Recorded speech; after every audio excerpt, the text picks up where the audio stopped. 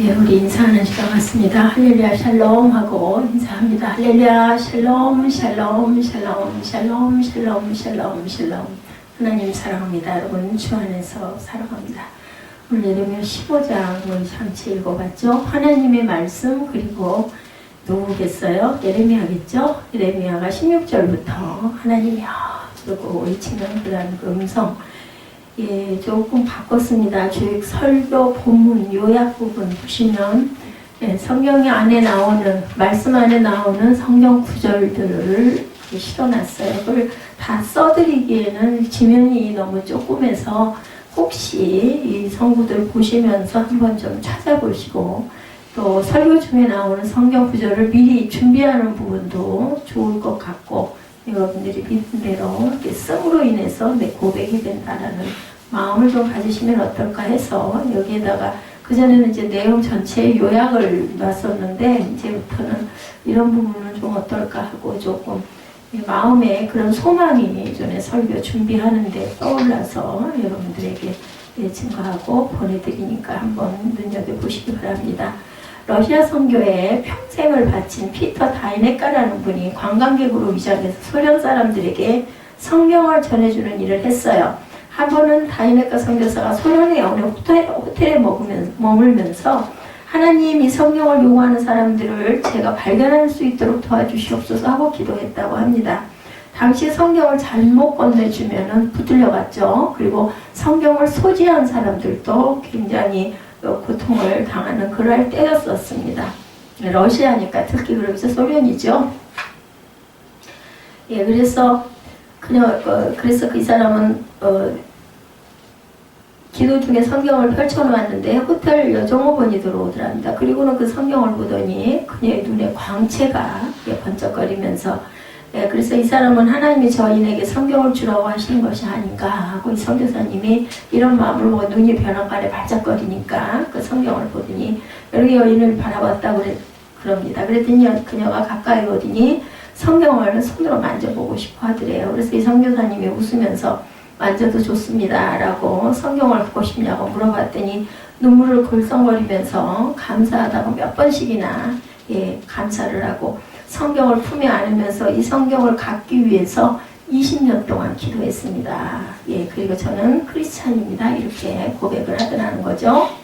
하나님 말씀을 제가 직접 읽어보고 그렇게 만져보기를 얼마나 소원했는지 모릅니다. 이 여인의 고백입니다.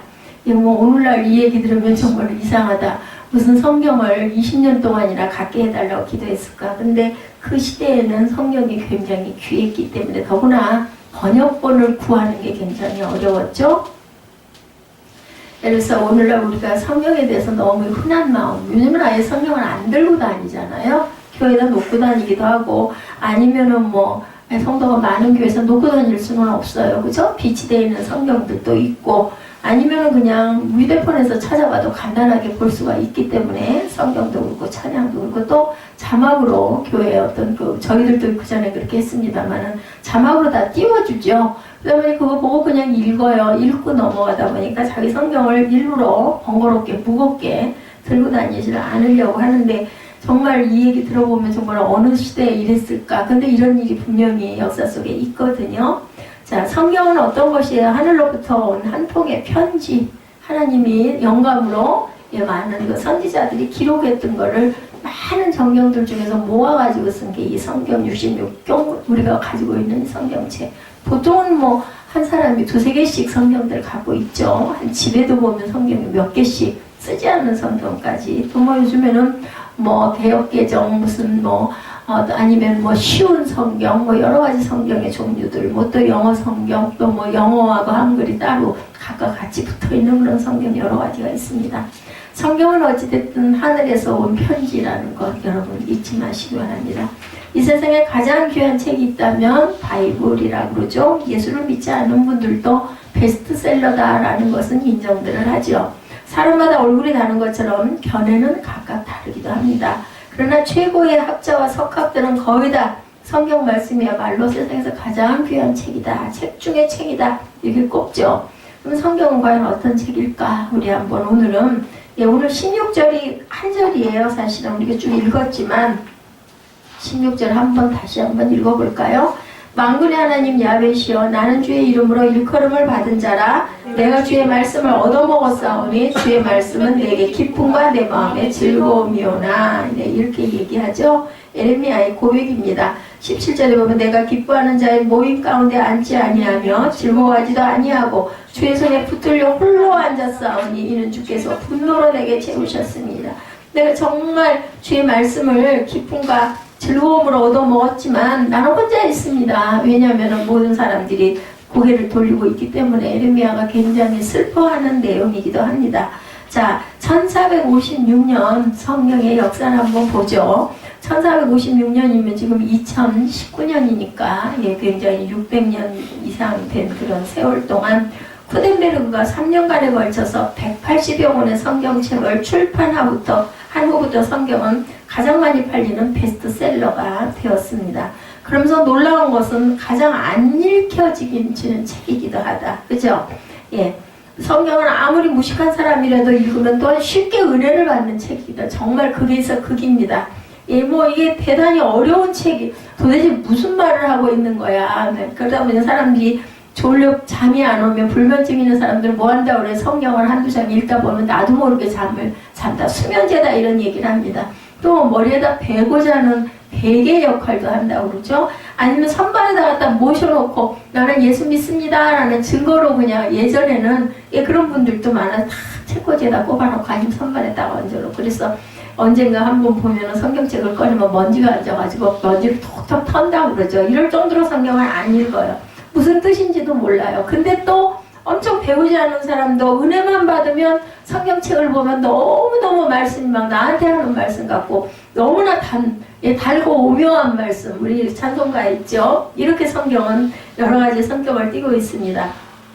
아무리 많이 배운 학자로도 너무너무 모르는 게 많은 어려운 책. 절대로 어떤 사람도 어떤 천재도 이 성경 한 권을 다 외운 사람은 없다고 그러죠. 성경 안에 나오는 인물들의 이름을 다 외운 사람도 한 사람도 없다고 합니다.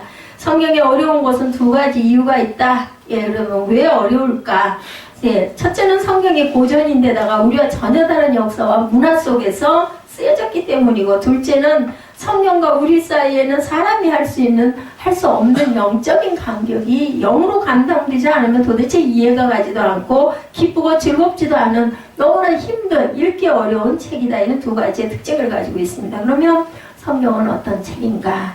본래 성경 바이블이라는 말은요, 비올리스라는 뜻에서 원어에서 시작이 됐습니다. 이 책이 우리에게 경전이 되면서 믿음과 생활의 표준이 되었지만 성경이 읽혀지기 시작한 것은 최근의 일입니다. 그전까지는 목회자들에게만 이렇게 읽혀졌을 뿐 닫혀있는 책이었다. 그리고 성경이 구약에 보면은 회당에 하나씩, 그죠? 그래서 또 어떤 회당에는 없어가지고 이웃에 있는 회당에서 빌려다가 책을 볼 줄. 왜냐면 성경이 창세기도 있고 그게 함께 묶여있지가 않았기 때문에 각 성경마다를 다 지니고 있지는 않으니까 나는 신명기를 갖고 있어. 그러면 창세기를 보고서 창세기가 있는 회당에 가서 멀리까지 가서 빌려다가 놓고 그거를 학사가 읽으면 그거를 따라서 복창을 하든지 듣는, 그렇게 성경은 정말 가까이 하고 싶어도, 그래서 어떤 분이 그렇게 그 성경을 기록하고 싶어가지고 방송을 통해서 기록했다라는 그러한 그 이야기가, 간증의 이야기가 있기도 합니다. 성경의 역사를 보면 7가지의 놀라움을 가지고 있는데, 첫째는 경전이 되기까지 성 구성의 역사가 굉장히 놀랍고, 또한 두 번째는 여러 사람이 1500년간 기록했지만 통일성을 갖고 있어요. 시와 때가 달라요. 그리고 한 사람이 기록한 게 아니에요. 그죠? 우리 66권에 보면은 마태, 마가, 누가 다 그렇게 나와 있죠. 그리고 모세오경은 모세가 기록했고, 다 시대도 다른데 이걸 엮어놓은 거예요. 그런데 참 기가 막힌 것은 통일성을 갖고 있다. 어떤 예언했던 것들이 그대로 신약에는 또 맞아 떨어진 것들이, 그래서 그런 얘기 있죠. 응하게 하려 하심이라. 응하게 하려 하심이라. 구약의 어떤 선지자가 얘기한 그것이 신약에 이루어진 것들을 보면서 그때 누가 이런 예언을 했는데 이게 정말 이때에 의미해졌다. 이런 그 감탄을 하는 걸 우리가 봅니다. 세 번째는 3500년 전에 긴 역사를 가졌습니다. 이 성경은 3500년이나 됐어요. 그리고 넷째는 판매 부수가 굉장히 많다. 다섯째는 모든 사람의 문제를 다루고 있다는 것이 놀랍죠. 구약의 여러 가지 사건과 또한 그 환란을 통해서 나에게 주는 말씀들인 것이 오늘날 3500년 지난 오늘날. 여섯째는 교육을 받지 못한 사람이 썼으면서도 기가 막히게 높은 문학적 수준이 있다는 것이 놀랍고, 일곱째는 많은 독재자들의 성경을 불살랐지만 지금까지 보존되고 있고 퍼져 있는 것이 놀랍다. 이번에는 성경의 특징은 무언가, 7가지로 저희가 특별한 뭔가 그런 걸 봤습니다. 어떤 것인가. 성경은 하나님을 체험한 사람들의 기록으로만 여기는데, 성경의 원저자는 사람이 아니죠. 성령이십니다. 사람은 단순히 성령의 영감을 받아 그것을 기록한 도구, 필기한 도구에 불과하다. 그러면서도 성령께서는 사람들을 단순히 기계처럼 사용한 것이 아니라 그들의 배경과 언어와 인격을 그대로 사용했기 때문에 성경은 저장하다. 관심과 색깔이 그대로 나타나 있는 그러한 그 매력적인 주관성을 갖고 있기도 하다라는 겁니다. 성경을 보면 태초에 하나님이라는 말로 시작하므로 성경의 핵심이 무엇인가 하나님을 말씀하죠. 잘 나타나 있고 성경은 하나님이 계시는가 아닌가에서 시작하지 않고 하나님께서 무엇을 하였는가에서부터 시작을 하고 있습니다. 그렇다면 우리는 어떻게 하나님이 계신 것을 알 수 있을까요? 솔직히 인간의 유한한 생각으로는 하나님을 알 수가 없습니다. 욥기 11장 7절에 고백하고 있죠. 오늘 보면은 제가 그 묵상 선구들 중에 욥기 11장 7절은 제가 올려놨습니다. 뭐라고 말씀하세요? 내가 하나님의 오면을 어찌 능히 측량하며 전능자를 어찌 온전히 알겠느냐. 욥기 11장 7절의 말씀입니다. 우리가 알 수가 없다는 거죠. 이에 대한 해답은 하나님의 계시라고 성경은 말씀하고 있습니다. 성경은 하나님의 택한 도구이기도 합니다. 우리들에게 그 연결고리 다리를 놔주셨죠. 하나님께서는 그의 성품을 계시를 통해서 우리에게 펼쳐서 알게 하셨다. 그래서 성 어거스틴이 아이들이 노래하는 소리를 보고 펼쳐 읽어라 바깥에서 동요조로 부르는 노래를 듣고 물끄러미 누워있다가 눈이 성경에 가서 꽂혔다고 그러죠. 그래가지고 벌떡 일어나가지고 그걸 성경을 뽑아가지고 펼쳐 읽어라 하니까 무조건 탁 펼쳐 읽었는데 로마서 14장이 딱 펼쳐 있으면서 그냥 술 먹고 방탕하고 본인에게 대한 이야기가 딱 나오죠. 너는 거기서 떠나라 하는 얘기를 듣고는 그만 거기에 마음에 찔림이 와가지고 그때부터 회개가 일어났다라는 이야기가 있습니다. 그의 계시를 통해서 우리들의 궁극적 운명이 무엇고 우리들의 삶의 목적이 무언가를 우리에게 가르쳐주고 계시다. 하나님의 계시인 성경에는 실제적 교훈은 물론 하나님의 지혜와 경고와 위로가 가득 차 있습니다. 그러면 성경은 과연 어떤 책일까? 성경에 대해서 뭐라고 말씀하시는지 우리 한번 볼까요? 내 입의 꿀이다. 에스겔 3장 3절에 나타나 있습니다. 미리 조금 일찍 오신 분들은 조금 표기를 해서 노트를 해놓으시면 우리가 함께 읽기가 편하겠죠. 에스겔 3장 3절입니다. 내게 이르시되 인자야 내게 주는 이 두루마리를 내 배에 넣으며 내 창자에 채우라 하시기에 내가 먹으니 이것이 내 입에서 달기가 꿀 같더라. 이렇게 고백합니다. 누가 에스겔이 고백하죠. 줄인 자에게는 또 영적 음식이라고 욥기 23장 12절에 나타나 있습니다. 욥기 23장 12절 봅니다. 내가 그의 입술의 명령을 어기지 아니하고 정한 음식보다 그의 입의 말씀을 귀히 여겼다.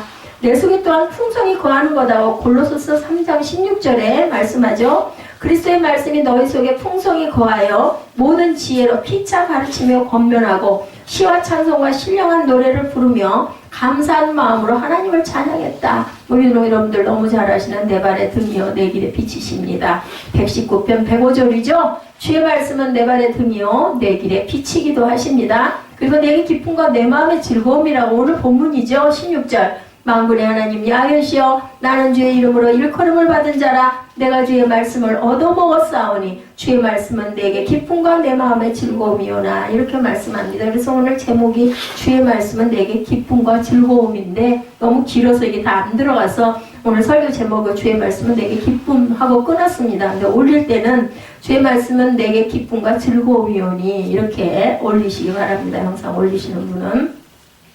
또한 마음을 새롭게 해주는 것이다. 로마서 12장 2절입니다. 너희는 이 세대를 본받지 말고 오직 마음을 새롭게 함으로 변화를 받아 하나님의 선하시고 기뻐하시고 온전하신 뜻이 무엇인지 분별하도록 하라.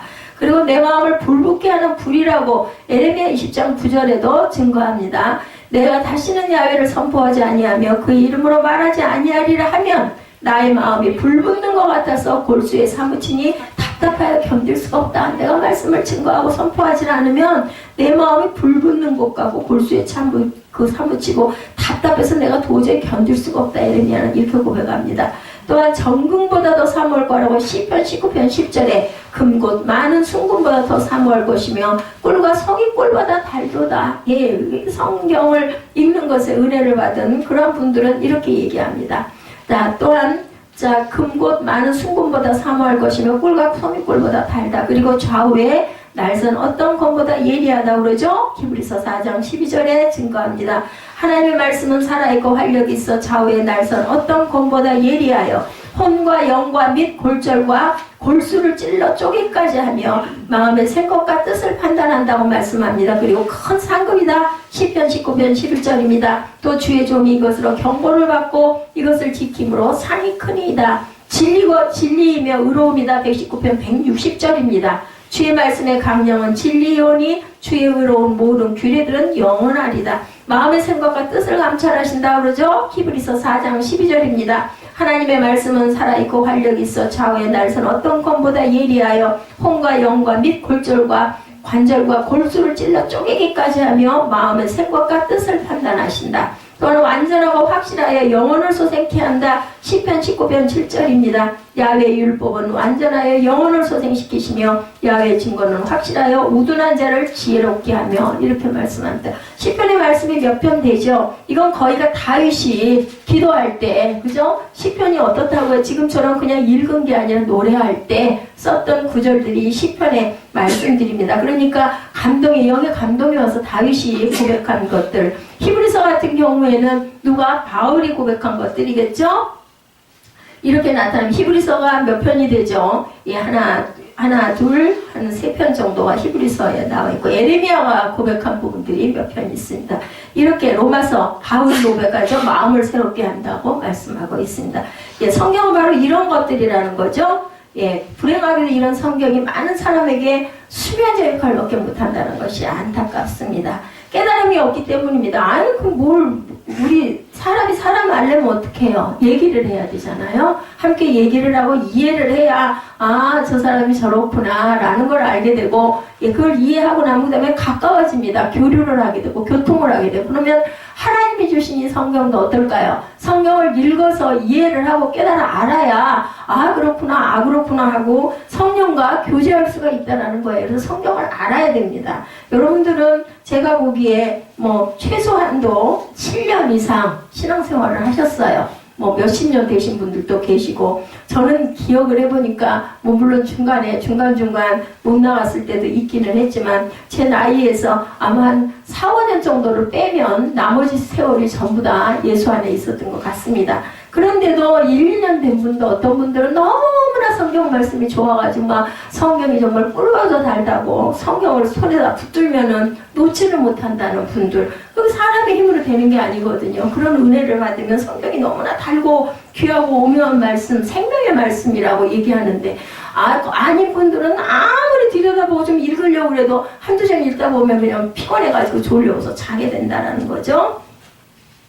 자, 이렇게 깨달음이 없기 때문인데, 모든 길은 어디로 통한다고 예전에 그런 말 많이 했죠. 로마로 통한다는 말. 세상의 모든 것은 다 하나님께로 향하고 하나님으로부터라는 것을 우리가 알아야 되겠다. 이것이 바로 일반 계시예요.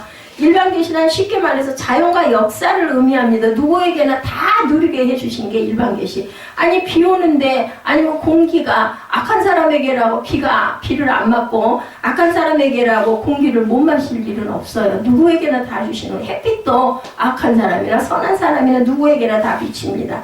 근데 영안이 어두운 인생은 어때요? 보지를 못하게 되는 것이 바로 성경 말씀이다. 중공의 모택동이 통치하고 있을 때 극동방송국의 중공으로부터 한 통의 편지가 왔다고 그래요. 동경의 극동방송을 경유하여 온 건데, 당시 중공은 문화혁명이라고 해서 성경을 모조리 불살라버려서 중국의 지하교회 성도들이 성경을 볼 수가 없어서 극동방송에서는 밤 자정부터 성경을 중국어로 읽어주었다고 그래요. 이것을 열심히 받아 적던 중공의 한 성도가 계시록 22장까지 다 받아 적었는데 사무엘상 15장을 읽을 때 그만 방송 상태가 고르지 못해서 받아 쓰지를 못했다고 지글거리고 소리가 안 들려가지고, 그래서 죄송하지만 그 사무엘상 15장을 다시 한 번만 읽어달라는 편지가 돌아서 극동방송으로 전달이 됐다고 합니다. 너무 감격한 중국 아나운서는 그날 밤 방송을 통해서 편지를 잘 받았다는 이야기와 몇 월 며칠 그것을 다시 읽어드릴 테니 준비하고 기다려달라고 눈물을 흘리면서 방송을 했다고 합니다. 그리고 그날이 됐어요. 보통 때보다 더 천천히 15장을 읽었다고 그래요. 일주일 후에 한 통의 편지가 왔는데 그 성도로부터 온 편지였다고 합니다. 그 편지에 이르기를 할렐루야 감사합니다. 나도 이제는 성경을 가질 수 있게 되었습니다. 그러나 내 성경은 짐으로 한 짐 가득 됩니다. 라고 이야기를 했다고 합니다. 내내 붓으로 적었다고 얘기하죠. 성경을 받았으니 너무 감사해서 한동안 울었다. 제가 눈물이 나네요. 그렇게 귀한 성경을 우리는 얼마나 사랑하는지.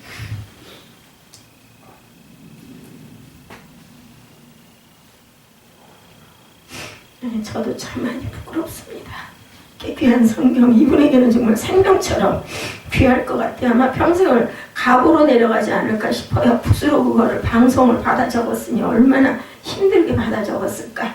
링컨 대통령은 성경이 아니었다면 우리는 그릇된 세상에서 바른 것을 찾지 못했을 것이다 이렇게 말했고, 프랑스 시인 빅터 위고는 영국이 섹스피어를 만들었다면 성경은 위대한 영국을 만들었다 이렇게 고백을 했다고 합니다. 그렇다면 왜 성경이 이렇게 귀중한 책인가, 우리가 한번 그 부분을 알아보도록 하죠.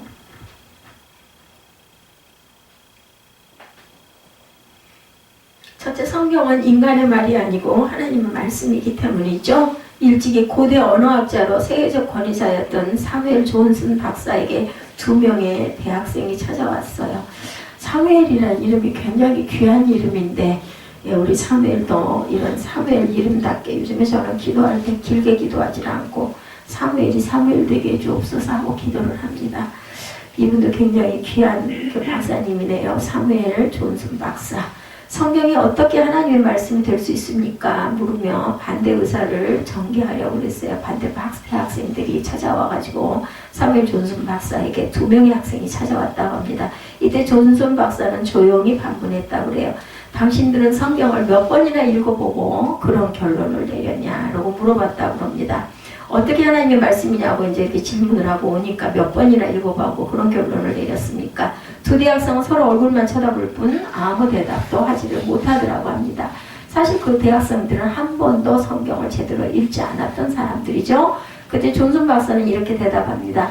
나는 과거 40년간 매일 밤 10시부터 새벽 2시까지 성경을 읽고 연구했어. 나는 이 책이 하나님의 말씀이라는 것을 조금도 의심하지 않소. 우선 2번 읽어보십시오 라고 권면을 해서 보냈다고 그래요. 2 대학생은 부드럽게 타이르는 존슨 박사의 말을 들은 다음에 고맙습니다 라고 인사말을 남기고 가버렸습니다. 그들이 그 후에 성경을 읽었는지 어쨌는지 알 수가 없겠죠. 존슨 박사의 권고대로 성경을 겸허하게 주의 깊게 읽었다면 성경이 곧 하나님의 말씀임을 깨닫게 되었을 것인데, 오늘도 하나님은 온 세계 교회들에게 하나님의 말씀인 성경을 보내서 구원시키고 계시죠. 과연 성경은 인간의 말이 아닌 천지를 창조하시는 하나님의 귀한 말씀입니다. 하나님을 알고 하나님을 만나고자 원한다면 그분의 말씀인 성경을 읽어야 된다. 우리가 친한 사람끼리도 카톡 자주 하잖아요. 그 뭐예요? 그 사람 생각을 얘기하게 되죠. 어떤 사건, 나는 이런 일을 겪었고 나는 이런 부분들이 너무너무 힘들고 속상하고 이런 이야기들을 카톡으로 주고받는 것처럼 성경은 하나님이 저와 여러분에게 주신 편지예요. 편지. 그러니까 하나님을 가까이 모시고 싶으면 그분의 생각과 마음을 자꾸 읽어야 되지 않겠느냐는 거죠. 그래서 성경은 귀한 거다라는 거죠. 자, 인간의 말이 아니고 천지를 창조하신 하나님의 귀한 말씀이고, 하나님을 알고 하나님을 만나고자 원한다면 그분의 말씀인 성경을 읽어야 되는데, 고린도 디모데 후서 3장 15, 16절이 우리 잘 아는 말씀입니다. 내가 어려서부터 성경을 알았나니 성경은 능히 너로 하여금 그리스도 예수 안에 있는 믿음으로 말미암아 구원에 이르는 지혜가 있게 하느니라. 모든 성경은 하나님의 감동으로 된 것으로 교훈과 책망과 바르게 함과 의로 교육하기에 유익하니 이렇게 말씀합니다. 예, 다시 한번 모든 성경은 하나님의 감동으로 된 것으로 교훈과 책망과 바르게 함과 의로 교육하기에 유익하다. 첫째 성경은 인간의 말이 아니고 하나님의 말씀이고, 둘째 성경은 구원의 말씀이고 하나님의 사랑이 담긴 사랑의 편지 러브레타예요. 하나님이 우리에게 주시는 러브레타. 한 젊은 여자가 책을 한 권 들고 읽으려고 하니까 너무 재미가 없고 딱딱해서 포기해버렸다고 그래요. 얼마 후에 그녀는 한 청년을 만나서 결혼하게 됩니다. 근데 알고 보니까 그 사람이 바로 전에 읽으려던 책의 저자였더라고요. 딱딱해서 못 읽었던. 그때서야 그녀는 그 책을 다시 읽기 시작해서 그것을 끝까지 다 읽었다고 그럽니다. 그녀가 그 책을 그때로 흥미롭게 읽을 수 있었던 것은 그 작가를 사랑했기 때문이에요. 그죠? 사랑한 사람의 글을 보면 우리가 주의 깊게 읽게 되고 또 읽으면서 이해도 하고 동의도 되는데, 좋아하지 않는 사람 어떤 글 쓴 거 우리 보게 되지 않죠. 이처럼 우리도 그리스도를 알고 사랑하면 성경도 우리에게 살아있는 말씀이 된다라는 것. 또 하나님께서 우리를 사랑하셔서 보내시는 사랑의 편지인 성경을 부지런히 읽고 영생의 기쁨을 누리셔야 되는데, 성경 말씀에 대한 관심이 우리 주님에 대한 관심의 척도일 수도 있다는 것을 잊지 마시기 바랍니다. 그리고 성경은 어때요? 인간의 말이 아니고 하나님의 말씀, 성경은 구원의 말씀, 하나님의 사랑이 담긴 사랑의 편지, 그리고 성경은 진리의 말씀, 생명의 말씀이다. 그래서 사도행전 5장 19절에서 20절에 주의 사자가 밤에 옥문을 열고 끌어내어 가로되 가서 성전에 서서 이 생명의 말씀을 다 백성에게 말하라. 그래서 주의 종들은 이 설교, 여러분들이 생각할 때는 그걸 그렇게 절절히 길게 얘기해. 그냥 한마디만 해도 읽기만 해도 내가 다 이해가 가는데, 여도 보면 막 전하고 싶어 하는 거죠. 왜냐하면 지금 이 주의 사자가 얘기했듯이 서서 이 생명의 말씀을 백성에게 말하라 라고 이야기를 하셨기 때문입니다. 그런 감동을 받은 사람들이 주의 종이에요. 어떤 그 종은, 저 같은 종은 어느 교회에 열성 있는, 전도 잘하는 어떤 집사님, 섬김 잘하는 어떤 권사님보다 못해요. 사역이 일하지 않고 있는 부분도 있어요. 제가 알아요. 몸이 건강치 못한 부분도 있고. 근데 이 사람은 목사고 그 사람은 집사고 그분은 권사라는 거. 각각의 직임이 있기 때문이죠. 그래서 전하고 증거하는 거는 열심히 전하고 증거하고, 그리고 스스로 저는 듣잖아요. 입으로 얘기하면서 귀로 듣습니다. 제가. 그러면서 그냥 감동이 돼서 눈물이 나기도 하고, 그렇습니다.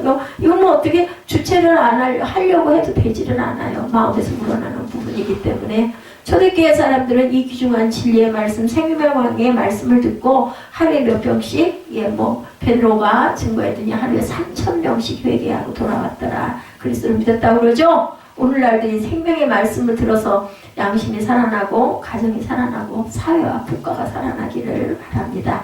첫째 성경은 뭐라고요? 인간의 말이 아니고 하나님의 말씀이고, 둘째 성경은 구원의 말씀이고 하나님의 사랑이 담긴 러브레타이고, 셋째 성경은 진리의 말씀이고 생명의 말씀. 제가 반복하죠. 여러분들 귀에 들어가시라고. 넷째 성경만이 인생으로 하여금 천국 가는 길을 알려주시기 때문이다. 제가 아까 무덤 이긴 그 부활의 그 찬양했죠? 우리 모두 다 그 무덤을 이긴 사람들이에요. 왜냐하면 예수께서 부활하셨기 때문에. 그래서 크리스마스가 귀하고 부활절이 귀한 겁니다. 우리 다 알고 있어요. 근데 구약의 사람들은 저희들만 못해요. 몰랐어요. 모르고 갔어요. 그죠? 근데 우리는 전부 다 내용을 알고 있기 때문에 성경 한 권만 가지고 있으면 우리 종말이, 우리 끝이 어떻게 될 것도 아니죠. 다만 그 안에 믿음이 있는지 없는지, 믿음이 들어왔는지 안 들어왔는지, 그게 중요하다. 어떤 사람들은 얘기합니다. 무슨 천국이 있고 지옥이 있어. 가보았느냐? 니들 다 가봤어? 이렇게 얘기하기도 하죠. 콜럼버스는 미국 대륙을 발견하지 못했을 때 미국 땅에 대해서 알지 못했어요. 그죠? 그러나 그가 발견한 후 미국에는 못 가봤지만 미국 땅이 없다고 부인하는 사람은 지금은 한 사람도 없습니다. 그때는, 미국이 없을 때는 미국 땅이 없다고 생각을 했고 있는지 없는지도 몰랐어요. 근데 발견하고 나니까 미국은 이제는 누구도 안 가본 사람도 있다고 압니다. 지도에 나와 있으니까. 어떤 친구가 지옥이 어디 있느냐고 우기길래 내기를 했다고 그래요. 지옥이 없다고 하니 오늘 밤 잠자기 전 가슴에 종이에다가 써붙이고 자라. 오늘 밤 죽으면 나는 지옥 간다. 써붙이고 자라고 얘기를 했다고. 그 잠을 청하려다가 정말 지옥에 가면 어떻게 될까 하고 생각을 하다가 지옥에 가지 않고 천국 가는 게 낫겠네. 그래서 나 그냥 예수 믿을래. 이렇게 선포를 했다고 합니다. 뭐라고요? 성경은 인간의 말이 아니고 하나님의 말씀. 성경은 구원의 말씀이고 하나님의 사랑이 담긴 너브레타. 성경은 진리의 말씀이고 생명의 말씀. 뭐 우리 찬양할 때 많이 하죠. 성경만 인생으로 하여금 천국 가는 길을 알려주시는 내비게이션 얼마나 소중해요. 근데 그 성경의 진리 안에 내비게이션이 들어있습니다. 천국 가는 길을 알려주고 계시죠. 5번째로 성경은 예언의 책이기도 합니다. 앞으로 일어날 일에 대해서 묵시가 적혀 있기도 하죠. 몇 년 전 우리 별 2호를 발사하면서 정말 이해 못할 일이 벌어졌었다고 그래요. 오래된 일인데 한국통신 고위 관리자가 황급히 뭐냐면 미국까지 달려가서 위성 발사 직전에 한국에서 공수해간 돼지머리를 놓고 고사를 지냈다고 그래요. 지난 애틀란타 올림픽 개폐의식을 통해서 또한 초자연적인 것에 대한 인간의 관심과 향수는 날이 갈수록 더 심해지고 있다고도 하죠. 각종 주간지나 일간지마다 예언과 무당들이 화장성세가 요란하기도 합니다. 이렇게 무슨 비결, 그런 이름하여 허망한 사람들을 유혹하는 예언서도 우리 주변에 널려 있습니다. 근데 그 어떤 책보다 탁월한 예언서는 바로 성경이라는 거. 그죠? 왜 예언서? 앞으로 일어날 책이기 때문이죠. 성경은 유한 인류 역사 속에서 예언의 그 신실성과 진실성이 명확하게 증명이 되기도 했습니다. 성경의 거의 모든 기록은 실제 사건들이 일어나기 수백 년 전부터 예언되었기 때문에 성경의 가장 본질적인 성경은 예언성에 있다라고 하죠. 예언서입니다. 우리는 예언하면은 누가 뭘 어쩐다더라, 앞으로 무슨 일이 일어난다더라, 점치는 것 같이 생각을 하지만 사실은 성경 안에 모든 예언이 다 들어있다. 성경이 성경일 수 있었던 가장 근본적인 이유는 이 예언의 실제 성취에 있는 거죠. 하나님께서 우리에게 예언의 책을 주시고 인간의 역사 속에 홀로 성취해 오셨기 때문이고 죄인을 우리 모두를 사랑하셔서 다 구원하고 싶으셔서 예수님을 보내주셨죠. 그것을 기념하는 날이 크리스마스. 여러분들도 아시죠? 예수 그리스도가 탄생하신 날이 12월 25일이 아닙니다. 태양의 그 신의 생일이다 이런 이야기가 있습니다. 근데 그게 중요한 게 아니라 어쨌든 4월달경이라고 해서 우리나라로 따지면 4월경인데 그게 중요한 게 아니라 예수께서는 탄생을 하셨고 그리고 돌아가셨고 무덤에서 4월 만에 부활하셨고 그 의미는 우리도 부활의 생명을 누릴 수 있다는 것이 중요하다. 성경을 함부로 무시하는 것은 내 생명보다 소중한 하나님의 사랑을 짓밟고 스스로 진노의 불구덩이로 뛰어드는 어리석은 짓이다. 이런 이야기를 들으면 무섭기도 해요. 그죠? 그런데 우리는 실제로는 얼마나 성경을 등한히 하나, 얼마나 안 읽고 있나. 그래서 제가 3부 때는 다른 걸 다 하지 않고 성경 몇 페이지를 한 서너 페이지 단락을 읽습니다. 위대한 종교 개혁자인 마르틴 루터는 다음과 같이 말했어요. 하나님의 말씀은 생명을 가져오고 진리를 가져오고 빛을 가져오고 평화를 가져오고 의롭다함을 가져오고 구원을 가져오고 기쁨을 가져오고 자유를 가져오고 지혜를 가져오고 덕을 가져오고 은총을 가져오고 영광을 가져오고 모든 선함을 가져온다. 우리 9시 예배에 선함과 악함의 색깔이 뭐냐? 선함은 기분이 좋아지는 거, 악함은 기분이 나빠지는 거다라고 아주 단적으로 얘기했다고 그러죠. 여섯째 성경은 사람을 변화시킵니다. 성경 말씀을 잘 알고 있다 보면 도스토예프스키는 16세 때 자신의 아버지가 농노들로부터 살해되는 것을 직접 보았어요. 그는 아버지를 죽인 사람들을 기억하면서 사회주의 운동에 뛰어들었다가 체포돼서 사형 선고를 받습니다. 사형수들을 싣고 가는 열차가 간역에 멈췄을 때 어느 부인으로부터 작은 책 한 권을 받았어요. 그게 바로 신약 성경이었다고 합니다. 사형을 기다리면서 그는 감옥에서 성경을 읽기 시작했다고 그러죠. 그 작은 성경 속에서 그는 하나님의 음성을 듣고 그리스도를 만났어요. 도스토예프스키는 누가 내게 그리스도의 진리가 아니다라고 증명한다 한다 할지라도 나는 그리스도와 함께 있고 싶다. 나는 진리보다 차라리 예수와 함께 있고 싶다는 신앙 고백을 했다고 합니다. 그는 사형 직전에 기적적으로 사면이 돼서 고향에 돌아온 후에 세계 최대의 문학가가 되었습니다. 그래서 도스토예프스키를 우리는 알죠. 그 사람하고 압니다. 성경은 이렇게 인간을 변화시킵니다. 하나님의 음성을 듣고 영혼의 눈을 뜨게 될 때 기적은 일어난다라는 거죠. 알렉산더 캠프벨이 21살 때 미국 펜실베이니아주 워싱턴에서 며칠을 지내면서 한나 에치슨이라는 아름다운 아가씨를 알게 돼서 이 한나가 아주 참 의미 있는 이름이에요. 아주 아름다운 아가씨. 예, 캠프벨과 에치슨은 그곳 사람들과 함께 옥수수 껍질을 벗기는 농사일도 하고 게임도 했다고 그래요. 이렇게 친해지는 과정에서 에치슨은 캠프벨에게 변호사가 되도록 권면을 합니다. 에치슨과 그녀의 부모는 피츠버그에 있는 변호사에게 부탁해서 캠프벨이 변호사 공부를 하도록 도와달라고 부탁을 합니다. 그러나 캠프벨은 에치슨에게 이런 말을 했다고 그래요. 나는 내가 하고자 하는 일을 하지 않을 수 없어. 나는 설교자가 될 것이요. 나는 평생 사람들로 하여금 성경으로 돌아가도록 권면하는 일을 하고 싶습니다. 이렇게 얘기를 했다고 합니다. 그때만 해도 성경에 대해서 관심을 기울이는 사람이 별로 없었고 에치슨 자신도 신앙이 별로 없었어요. 실망한 에치슨은 캠프벨에게 알렉산더 당신은 바보예요 라고 얘기했대. 그 한나가 이렇게 얘기를 한 거예요. 그리고 덧붙이기를 하나님께 속한 바보예요 이렇게 얘기를 했다고 합니다. 알렉산더 캠프벨은 아름다운 아가씨와 좋은 조건이 자신의 미래를 밝게 비추는 상황에서도 달콤한 제의를 거부하고 하나님 말씀을 전하는 일에 전력하겠다는 각오를 하고 밀고 나갔다고 그러죠. 캠프벨이 자신의 소명강을 굳게 지켜고 나갈 수 있었던 것은 하나님의 말씀이 살아있는 생명의 말씀이라는 확신, 그 영감을, 그저 은혜를 받은 때문이죠. 세상적인 것들은 다 일시적인. 풀과 꽃이 어떻다고요? 시들어서 죽기 때문에 풀과 꽃의 사람을 비유합니다. 캠프벨은 영원한 생명의 말씀을 위해서 기꺼이 하나님의 바보가 되는 길을 택했다고 그러죠. 시편 기자는 성경 말씀을 향해서 내가 뭐라고 그래요? 내가 주의 법을 어찌 그리 사랑하는지요? 내가 그것을 종일 묵상한다. 119편 97절입니다. 주의 말씀에 마시 내게 어찌 그리 단지요? 내 입에 꿀보다 답니다. 주의 말씀은 내 발의 등이요 내 길의 빛입니다. 119편 103절에서 105절에도 이렇게 고백합니다. 모두 다 거의 다 다윗이 고백들을 하죠. 북한을 방문한 한 목사님이 평양에 갔는데 최근에 평양에도 교회가 뭐 좀 세워져 있죠. 근데 그 목사님이 평양거리에 일부러 성경책을 끼고 다녔는데 안내자가 늘 함께 다녔는데 어느 나이 많은 할머니가 계속 줄줄 따라오더니 선생님 그 책 성경이지요? 나에게 줄 수 없습니까? 라고 요청을 하더랍니다. 그 목사님이 성경 드리는 건 어려운 게 아닌데 이거 갖고 계시다가 화를 당하실 수도 있습니다. 라고 이야기를 했다고 그래요.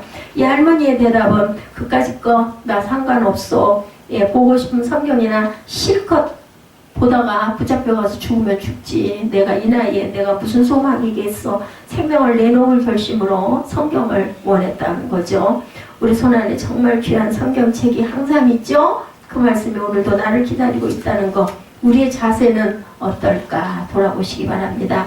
성경을 읽으면 마음 깊은 곳에서 주님이 나를 만나주시는 걸 느껴요. 말씀을 읽으면서 감동이 되고 성령께서 역사하죠. 말씀과 성령이 동시에 역사하는 것이 바로 성경 말씀이라는 것. 내가 성경을 보는 곳이 아니라 성경이 나에게 말씀하시고 내가 성경을 지키는 것이 아니라 성경이 나를 지켜주신다는 걸 잊지 마시기 바랍니다. 그래서 그런 이야기 있죠. 처음에는 내가 성경을 보고 나중에는 성경이 나를 질질 끌고 간다라는 이야기들을 많이 합니다. 은혜를 받은 분들은. 성경은 나를 가르치고 나를 인도하고 요단강을 건널 때까지 뭐 우리 어떻게 해요? 며칠 후 어디가 만난다고 요단강 건너가 만나려 하잖아요. 거길 꼭 건너야 할 그런 강입니다. 성경은 세상의 지식이나 지혜로 읽어서는 안 되죠. 단순한 도덕적 계율이 아니고 하나님 말씀으로 생명으로 약속으로 능력으로 우리에게 다가오는 게 바로 성경이다. 그럼 성경을 읽을 때 마음의 귀를 기울이고 순종하는 마음으로 정성을 다하는 자세로 읽어가야 되겠다. 여러분들 읽을 때 어려우면 쉬운 것부터 짧은 것부터 한 번씩 읽어보시기 바랍니다.